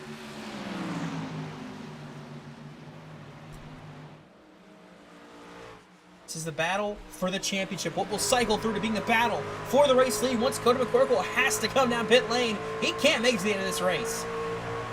Can he? That would be a mighty stretch. I don't think he can, but honestly, if he even makes it to the end of the race, that's impressive. Curfan within 0.2 of a second still. McCorkle just praying that a caution comes out now. To have all three of them together, 1, 2, 3. Honestly, even if these two pass him and he's still out on the racetrack, that still has him in the game. So even if he gets past here, it's not over yet. It's over once he comes down pit road, though. That's what he's trying to avoid having to do, is coming down pit lane as they're catching him now within a second and quickly, rapidly approaching this 2 truck. Corkle seems like he's pitting this time from what I'm seeing in the chat.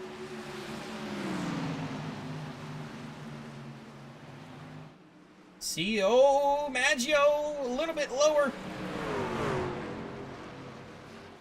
Yeah, that affected Maggio a little bit because that's the line he's been running. That's going to give Curfan a chance. Curfan's got a chance. He's going to try to get to the bottom. He'll go to the top. Maggio tries to block it. And as McCorkle pits, likely ending his championship hopes, it comes down to the 2. Slow truck on the track right now is Nathan Fuller coming down pit lane. So he now pits 2 as the battle for the lead still ever so tight. This is for a championship. 9 laps left in the season. Maggio, another bobble, looked like off the corner exit, but he's able to keep pace for now.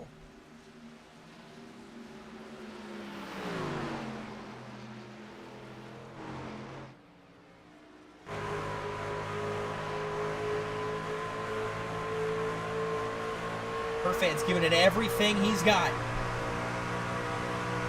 The contact and the slide through 3 and 4. That cost him a little bit of time. Will that be the difference between a championship and a runner-up finish? Slide by Curfan off of turn 4. Yeah, they're both out of control, driving these trucks so hard.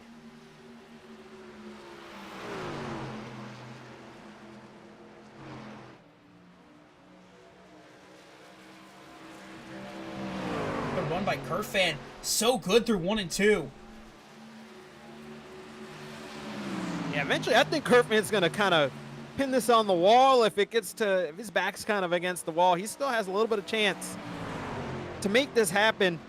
He's still got a chance right here. He's got to run down the front stretch again. Trying to roll up onto him. 7 laps to go in the season. Back at the top of your screen is Cody McCorkle, who's a lap down after having to pit. The battle here is for the lead, for the win, for the championship here in Season 6. The rookie, Steven Maggio, coming in full-time for the first time this season. He's picked up 2 wins en route to this championship berth. He's looking to cap it off with his 3rd at Homestead, and what would be another first championship for him. For Kerfan, he's been racing since Season 2. He has been questing for a championship for so long. So much bad luck has plagued this 30 team. He's looking to break it tonight. Yeah, McCorkle's about to get his lap back here. He should fly by these two, and he can't quit racing just because that strategy didn't go his way. He's still got to get that lap back and kind of hope and pray, maybe do a Tyler Reddick if a caution comes out. He wanted to go to the inside of 51. He'll try to go to the outside. He'll drive it way hard into turn 3. McCorkle trying to get his lap back. That's gonna mess up the exit for the 51. 5 laps to go in the season. What could be the final 5 laps? Kerfan still has a shot at it. But he needs to get moving ASAP. Yeah, that's old versus new tires right there. I don't think any driver necessarily did anything wrong there. That's just closing speeds, and you know, Maggio's so focused on Kerfan right now, he probably didn't even realize that the 2 was coming that quick. Kerfan to the wall again. Is he going to get enough speed off exit? Yes, he is. Oh, he's doing that. Still has exit speed. 4 laps to go and a big run down the front stretch. He'll go to the wall again. I think he was saving his tires for one last chance to just kind of rip the wall. He's better on the bottom in 1 and 2. 3 and 4, give him the top lane and he's much better. Maggio sticking to the bottom. Kerfan going to the top. It's a dangerous game up there for the 30 truck, but it's what he's got to do to try and win a championship. There's no more playing it safe now. You got to put it all out on the table. 3 laps to go here in the season.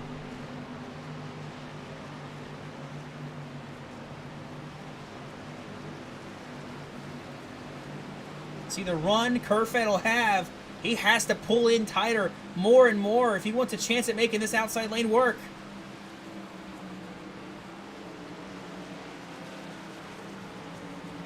Getting oh so close to that wall. That's impressive to get that close. The thing is, he didn't get a run to the front stretch like he did in the back stretch. 2 laps to go. He needs to make a miracle move here through 1 and 2. He'll go back to the bottom.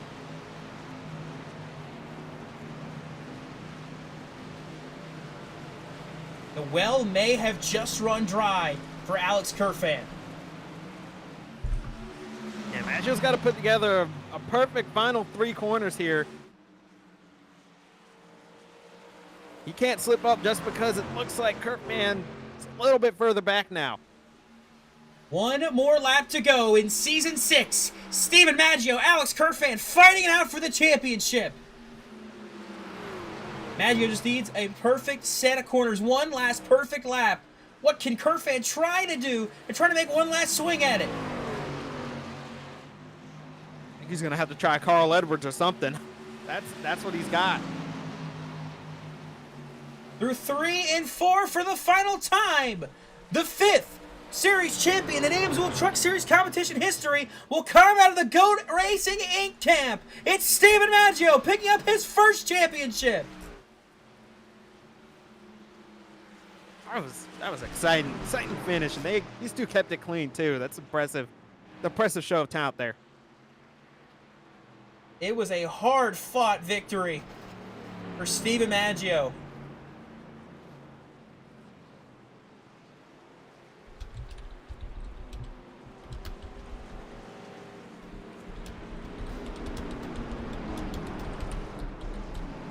Justin Rott giving him a congratulatory bump.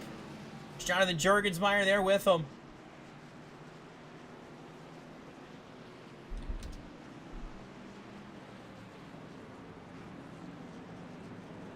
What a drive by Steven Maggio. Got by Kerfan on the pit cycle and was able to fend off that hard charge. He'll come down to the start-finish line here. And he'll burn it down. A champion here in the AMSOIL Truck Series.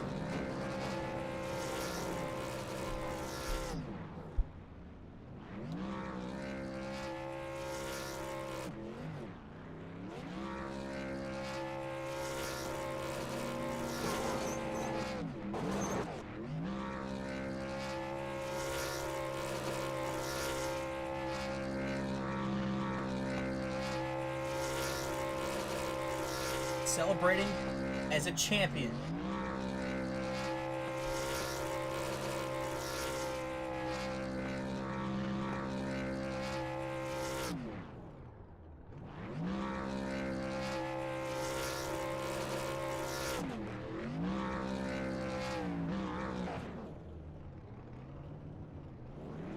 I think he'll continue to burn it down. Tilt the engine blows like it did just there. Yeah, just till then.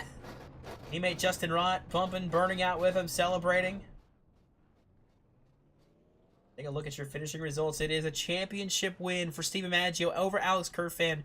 A dominant season for the 30 team. Came oh so close, but just one spot short of that elusive championship. How about Jeffrey Armstead finishing third tonight? Tristan Maher in fourth. Jonathan Jurgensmeyer comes home fifth. Ryan Bogey, sixth place run tonight. He needed a run like as you mentioned it, and he gets a great race out of it. Sixth place run for Ryan Bogey. Cameron Caldwell comes home seventh. Andrew Davis with his first career top 10 back in eighth. Levi Poland coming home ninth. And then Tyler Ratliff, the first caution today because of a spin by the 15 truck. He rattles back to a 10th place finish. You're coming home 11th. Rivers Jones, 12th. That's Fidel Fabian. 13th, Cody McCorkle threw a Hail Mary, unfortunately. Didn't get the caution he needed. Brett Bennett's last truck on the lead lap, finishing at 14th. Justin Rock coming home in 15th. Stephen Thornton in 16th. Lazo Chicano in 17th. 18th for Nathan Fuller, 19th for Hunter Peach. And rounding out the top 20 is Tyler Watermolen. Finishing 21st tonight is David Duran with Justin Rand in 22nd. Sean Cassay in 23rd. Gabe Cazola finishing 24th. Michael Walls, the fourth championship 4 contender, unfortunately was not able to finish tonight's race. He'll finish 25th in the season, fourth in the standings. And then it's Travis Van Hoosendorp who will finish this race in 26th place. Let's see if we can get a hold of our top 3.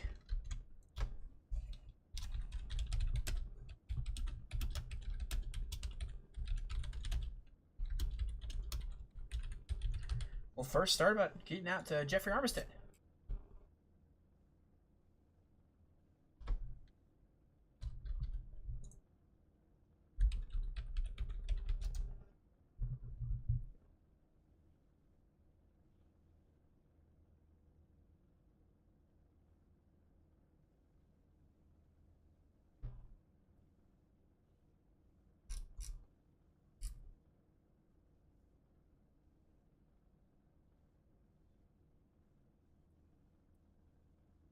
Hey, Jeffrey Armistead, it's the boys in the booth. You got a copy?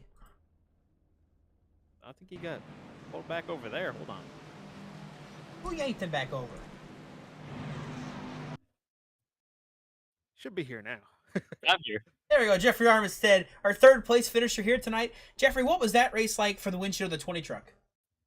It was a lot of fun. I kind of realized halfway through the day that I was gonna have this evening available, and got permission from my wife to run, so hopped in here, got a few practice laps.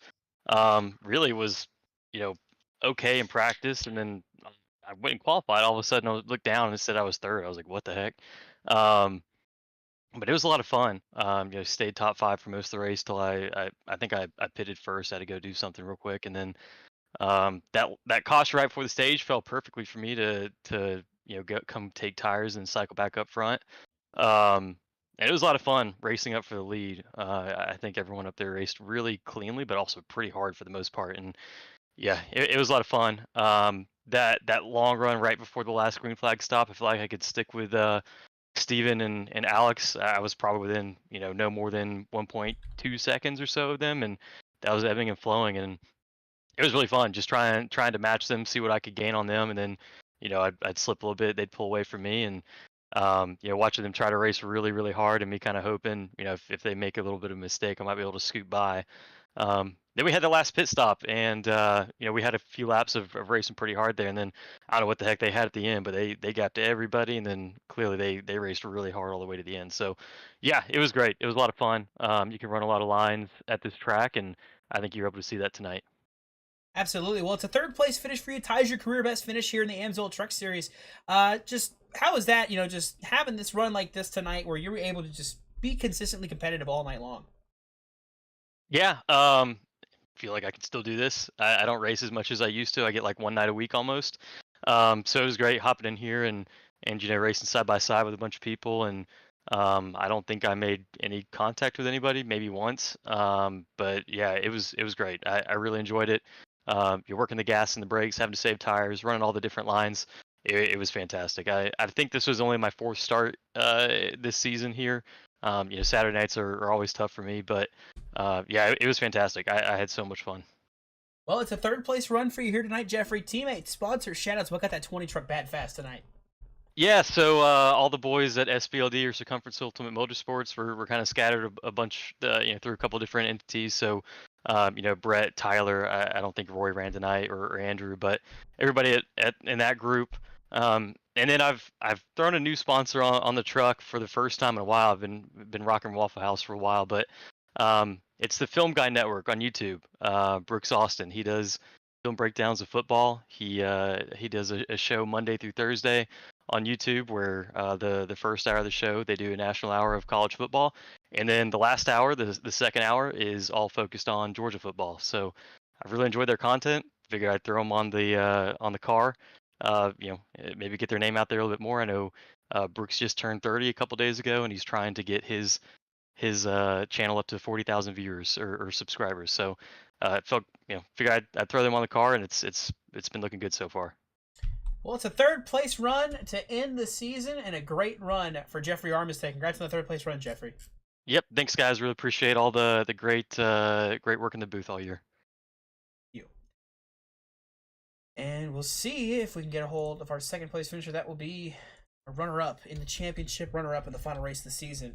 Alex Kerfan would be with Tyler Barker.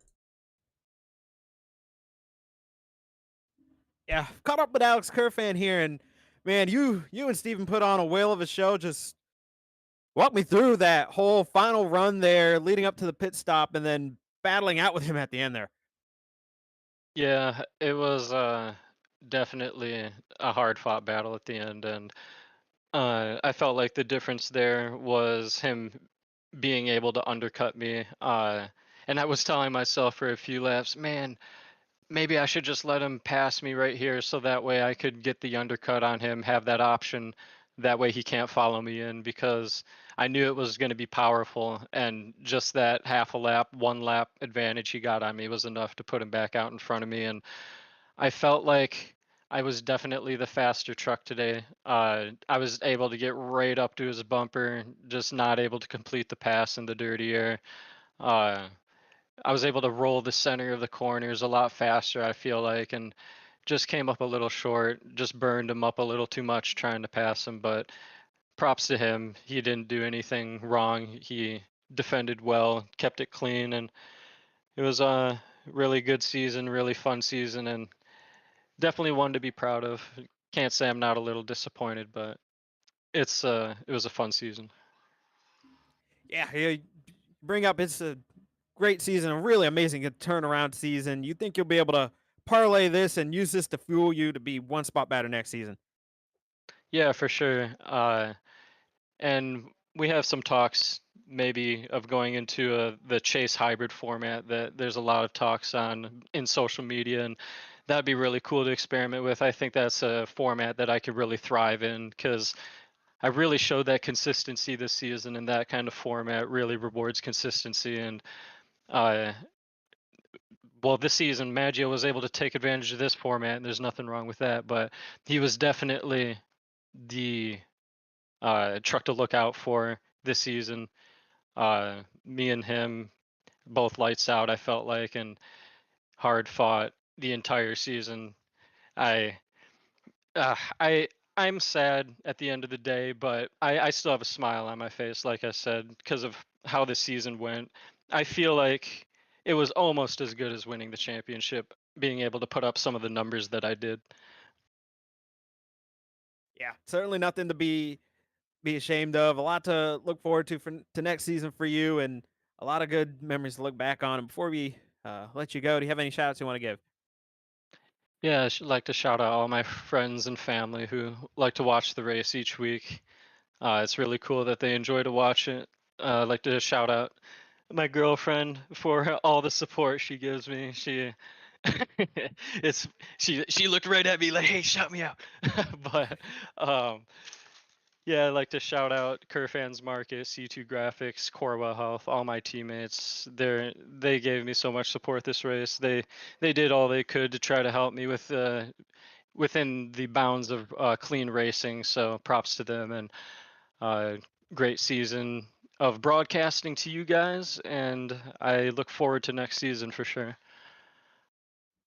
right, that was second place in the race and in the championship, Alex Kerfan. Congrats and good luck next year. Yeah, thank you. And I believe Dawson Allen has caught up for the winner of the race and the champion, Steven Maggio. Well, it all came down to that final pit stop, the final green flag run. It was a back and forth affair, and at the end of the night, it is Steven Maggio hoisting the race win and the Season 6 championship trophy. First and foremost, Steven, congrats on the win and congrats on the championship. Thank you. What was that race like for you behind the wheel of 51? You were involved in an accident earlier in this race that set you behind the 8 ball. What was it like having to just dig deep and grind your way back through that to get back to the front? It was very eventful for sure. I don't know. It almost felt like a lot of the race was not even really in my hands until the very end. Like in the beginning, I was just slow. I don't know. I was really slow, and then I was having to battle Justin Durand, and that was killing my tires a little bit, so Kerfan could get away. And then that one restart, I just pushed him right into Fuller on accident. I didn't realize I was really even pushing him into him until obviously they were sideways already, and then I was by some miracle able to fix all the damage. I thought I was going to have a little bit of like that glitch where you get the 12.5 and it's unrepairable. But then I had to put tires on there, which really put me behind because I was able to drive through the field after that, but then another caution came out, so I had to take tires there and only had one set left. So when we did the green flag pit stops and everything, if a caution had come out at any point, I would have lost the race. I wouldn't have had any tires left. So for that reason, I was kind of just worried that it was something out of my control was going to happen, but yeah, thankfully that didn't happen, and I'm extremely excited that it came down to me and Kerfan because I felt like we were the two best all season, and I wanted it to be just me against him, mano a mano, and I'm very happy it came down to that. Yeah, and take us through that battle you had there. You got the pit stop at the end, the last green flag stop. You were able to beat the 30 truck off of pit lane. Do you think that was maybe what gave you the win, or do you think maybe it was throughout the battle, just possibly when he wore his tires out trying to get back by you? No, that definitely the pit strategy I think is what won me the race. I was super tight all race. A lot of other people were loose, but I was just plowing tight. I could get within like 4/10 of Kerfan, and I'd just stall out, and then I tried to run the top, and it was the same thing. I could get within 4/10 of them when I had a good lap, and I would stall out. When I had a bad lap, I'd lose time, so I pretty much had to go back to the bottom. And I was just saying I'm gonna pit at 104. 104 because it was dead down the middle, 30 laps. And I did that, and luckily Kerfan hadn't pit yet, so I was able to get out in front of him, and after that I just had to try to hold him off. I felt like if he got in front of me, that was going to be it. I wasn't going to be able to get by him in the dirty air, so he was close a couple times. He tried on the outside, he tried on the inside, but it was a fun battle. I'm really happy that we were able to have that. Well, it is going to end this season with 4 wins and a championship to your name. How does that feel, just knowing now that you've reached that peak, you've hit the top of the mountain, you've won a championship, and you can add your name to the history books in that way? Yeah, it's really fun. I just enjoy racing. That's really what it comes down to for me. This is a fun track. I really enjoyed racing the track, and I try to focus on each individual race a lot more than the championship, honestly. But I just had a lot of fun this season, and hopefully I have just as much fun next season. Well, it's a championship win for you here, Steven. You now begin your quest to defend your championship in Season 7, but tonight it's all about celebrating. Teammates, sponsor shoutouts, what got you to the top here this season? Yeah, I'll thank my team, Goat, Justin, Jerg, Micah, Sean. I feel like I'm forgetting one. But Rivers, Gabe, they're in Alliance and everything, Bogey. Austin Duran made this paint scheme. Justin Rott painted this paint scheme. So thank them. And yeah, thank you to Kerfan for racing me clean, and pretty much everyone raced me clean tonight. So I really appreciate that. Alrighty, it is a season worth celebrating, a championship here for Steven Maggio with his 4th win this season, his 5th career win coming here tonight at Homestead. Congrats on the win. Congrats on the championship again, Steven. Thank you guys, and thank you for the broadcast.